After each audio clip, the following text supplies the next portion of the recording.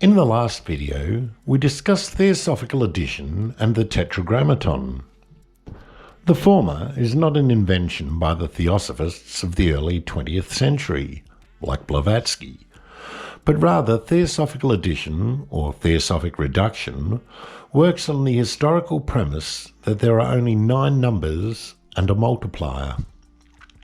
At first a point was used as the multiplier and later a 0. So after counting to 9, we return to 1 again and add the multiplier 0 to give us 10. Then 11, 1 plus 1 equals 2, 12, 1 plus 2 equals 3, and so on. This is how our numbering system evolved thousands of years ago, so there is no magical thinking involved in the process. The role of the 3 forces, the conductors of these forces, and the associative meaning of the first, second and third force, which we covered at length in section 1, places these ideas on solid, if not scientific grounds. And we find in the evolution of our universe, the evolution of life on Earth, and the evolution of our own brain, the exact associative meaning carried by the 3 forces which informed the Christian Trinity. So everything seems to unfold in the form of triads, carrying the same associative meanings, and these also seem to arrange themselves in groups of 3 as well, as we will soon discover. Needless to say, a 9-based numbering system lends itself perfectly to carrying all the ideas and associations of Jewish mysticism, so we have grounds to take the symbolic numbering of Jewish mysticism seriously. Theosophical addition in its popularized form is by and large divorced from these ideas and has been used erroneously and out of context for thousands of years, much like the zodiac of astrology. This is the result of knowledge and fragmentation over time, as esoteric knowledge enters into the realm of the ordinary world. This results in the emergence and evolution of a number of pseudo systems, which may have once been informed by genuine esoteric knowledge, but quickly collapse under the weight of subjective distortion, imagination, and invention. Let's have a quick look at some of the more popular 3 and 4-based pseudo-systems, using what we have learned, and see which of them contains remnants of the knowledge we have discussed and which do not. Gematria and numerology are a good place to start. There are many historical forms of gematria and numerology, but all of them convert names, words, phrases, religious texts, or birth dates into a number or a series of numbers, and by use of different ciphers attach an associative meaning. Or this method can be used in reverse. A name can be chosen so it corresponds with the desired number and the meaning attached to that number. It is often imagined, especially in regard to religious literature, that certain texts contain hidden messages or ideas that can only be accessed through these ciphers. But in spite of the exhaustive application of these methods over thousands of years, nothing particularly convincing has emerged. In any case, only one of these methods relate to the associative meaning of number we have discussed. This is a form of Pythagorean numerology, although it is doubtful that the lines or planes of numbers shown here can be ascribed to Pythagoras. Nevertheless, the numerical associations made in this form of numerology correspond with those we have already discussed. The obvious downfall with attempting to extract meaning by applying Theosophical addition to our date of birth is that the calendar we use today has changed many times since antiquity, and so the number arrived at, and hence the associations made, would be entirely different from one calendar to another. In addition, as is the case with most forms of numerology and gematria, the idea that reducing birth dates or arbitrarily chosen names to a number and an attached meaning could reveal anything worthwhile about ourselves beggars belief. Next, we might look at the Enneagram of personality, a system which ascribes personality based on 9 listed groups of traits that an individual identifies with most.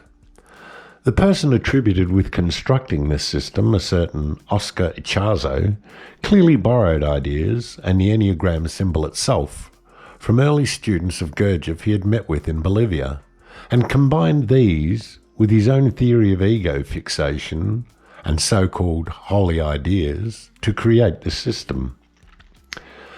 Unfortunately, these early students of Gurdjieff's teaching mistakenly believed that there are 3 centres rather than 4. So as a result of this, and the historical significance of triadic arrangements in religious literature, the Enneagram of personality describes only intellectual types, emotional types, and instinctive types. This system has been added to many times since Ichazo invented it, and significantly expanded, first by Naranjo and eventually through Rizzo and Hudson, so that now all possible behaviours can be explained through this model by the use of core types, wings, instinctive variants, levels of development, lines of integration, disintegration, and so on. Though considerable efforts have been made to align this system to modern psychology and the Myers-Briggs type indicator to publicise and promote this system, it is rightfully regarded as a pseudoscience. The numerical associations are completely inconsistent with those we have learned, as is common with pseudosystems, and there are obvious inconsistencies we need not concern ourselves with now. The Enneagram symbol itself, however, is very interesting and a mysterious symbol that is worth serious consideration, if viewed separately from this obviously contrived system. We will talk more about it later. These are the 2 best-known triadic systems as far as I can tell. There are a great many 4-based systems, especially in European and English folklore and indigenous cultures, but we will focus on the most popular and well-known. Let's start with the tarot, which dates back to the 15th century, and the Marseille and the Visconti Sforza decks of cards. Francesco Sforza was a patron of Leonardo da Vinci, which is interesting, and the system attracted several influential figures who claimed esoteric knowledge right up to the 20th century, including Arthur Edward Waite, who produced the best-known set of cards. The various methods in choosing, laying out, and interpreting the tarot cards is questionable and often quite arbitrary. And without a good knowledge of esoteric religious symbolism, it is open to all kinds of interpretation, so that the tarot lends itself to charlatans, urban mystics, and well-meaning others who enjoy the idea of claiming special powers of divination. Experienced tarot readers also use many tricks to win the confidence of those having a reading.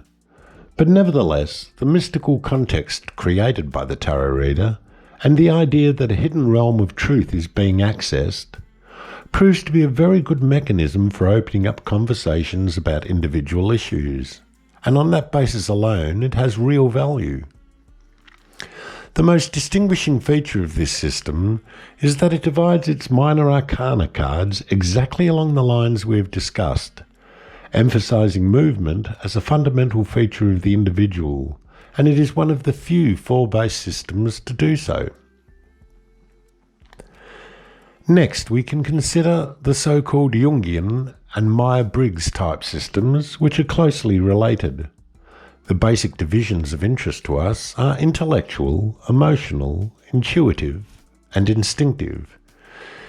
If we compare these divisions with what we know to be true about our own construction, we see that emotional, intellectual, and instinctive functions are quite incontestable and uncontroversial. The so-called intuitive function, however, cannot be regarded as an indisputable core function like the rest. Rather, it falls in the same category as gut feeling, hunches, premonitions, and things like that. The validity of the claims of so-called intuitives has never been verified by researchers in a controlled setting. Certainly there are bound to be exceptions, but intuition is clearly not an indisputable, reliable, and verifiable function like thought, emotion, or physical sensation. I have deep respect and admiration for Jung and his profound insight and knowledge, and although he misunderstood this, his line of thinking is as well reasoned as it is informed by his own unusual mystical experience, religious experiences, and observations of certain clients. He understood the idea of the likeness of man and God. So if God was in essence three invisible, insubstantial qualities, plus the material world, then man must have three corresponding invisible, insubstantial features, plus one physical feature. From all we have discussed, we know this to be untrue, and that spatial movement is the fundamental characteristic missing from this and so many other systems. The confusion about the function of movement as a fundamental core division is also evident in the oldest and most widely known meaning-making system, astrology. Like the Jungian system and many others, astrology describes emotions, the intellect, and the instinctive body as core features of the individual. But having lost the knowledge of what the astrological fire signs refer to long ago, its literature resorts to literal interpretation of this metaphor and suggests people belonging to this category are fiery, volatile, and similar kinds of things. Astrology began with very good observations of the sun, moon, planets, and celestial phenomena as far back as 20,000 years ago or more. These observations informed early cultures of things like solstices, tidal movements, seasons, and served to guide and orient people on long journeys. Many monuments have been found detailing very good celestial observations in prehistoric times. Over time, the movement of the planets, the arrival of comets and meteors, eclipses, and other celestial events took on a predictive, prophetic aspect, although we cannot be sure of the time frame, and astrology was born. The zodiac of astrology dates back to around 500 BC and drew from Babylonian knowledge of the ecliptic passage of the sun through several constellations a few hundred years earlier. But what is interesting is that the zodiac format was used 2,000 years earlier than this in ancient Sumer, where the 360-degree circle divided into 12 30-degree sections was first described, and the same format is still used in our 12-month calendar and our measurement of time. If we consider that the 4 seasons as defined by the equinoxes and solstices, which were well known in ancient Sumer, divide the 360-degree circle into 4, and further divisions of the day and year into 12, then we have the same format used by the zodiac of astrology 2,000 years later. Still more interesting is that the zodiac symbol and all of its divisions, including the decans, is allegorically described everywhere in the New and Old Testament, as well as Gnostic literature, in relation to the individual and God. So we must look at it separately from the practice of astrology as it exists today, and all the interpretive, predictive means and methods used by astrologers. Just as the individual, the world, and God exactly conform to the principles represented by the square and the triangle, the symbolic arrangement of the zodiac symbol, which is based on these symbols, may reveal further aspects of our own construction.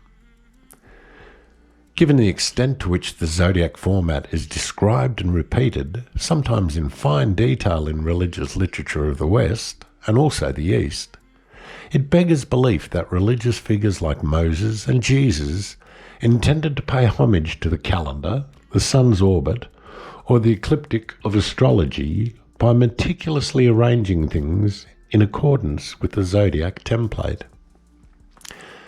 This is something worthwhile for us to explore in depth, and this is what I intend to do going forward. The zodiac begins with the idea of the tetrad, the fourfold division of our seasons as defined by the solstices and equinoxes, as well as the 4 cardinal directions, north, south, east and west. It so happens that the resulting quadrants lend themselves to defining our four fundamental divisions and those of God. In Judeo-Christian literature, this idea first appears in the book of Ezekiel with his visions of the four creatures, which are also mentioned in Revelation and other places. The symbolic meaning of the four creatures was quickly associated with the zodiac symbol as metaphors for the four core functions.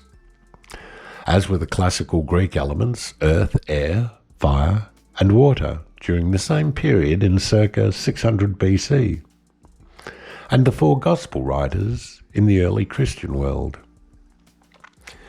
They also served as metaphors for the four fundamental psychological types, but such is the loss of original knowledge in astrology that the placement of these symbols and their allocations within the four quadrants of astrology varies from one expert to another, or alternatively the four quadrants are said to refer to the four triads of earth, air, water and fire signs described in the zodiac. But we can work out progressively as we go along the exact placement of these symbolic motifs using the knowledge we have acquired so far and other clues. In section 1 we explored the first division of the circle into binary opposites, religious and otherwise, heaven and earth, God and matter, psychical and physical, and these ideas are very useful here. Matthew and John were apostles of Jesus, while Luke and Mark were merely disciples. So the teaching of Matthew and John are higher, and we can place them in the upper part of this diagram. John's teaching is most widely regarded as the most intellectually based, so this already helps us to place the quadrants correctly. Then the classical Greek elements help us. Air is uniformly associated with mind in this literature, and is less dense than its opposite earth, which is universally accepted as a metaphor for the body. While water is universally accepted as a metaphor or an unconscious symbolic representation of the emotional body, and is likewise less dense than its opposite fire, which represents a moving body. In regard to the four creatures of Ezekiel, there is no doubt that the ascended man and the eagle are associated with the sky, so they are higher than the ox and lion, and the oxen is universally associated with the earth. Finally, the Tetragrammaton and its process help us verify the placement of the basic divisions of the zodiac symbol. The placement and allocations made here follow the order given in Jewish mysticism. There is an alternative arrangement of these astrological quadrants, which preserves all the associations and is equally philosophically consistent with what we have considered, as shown here. But we will see why this is incorrect as we explore the zodiac symbol with the help of the Tetragrammaton, and this will corroborate the arrangements we have made. I had hoped to cover much more in this video, but it always takes more time than I anticipate to move through these ideas.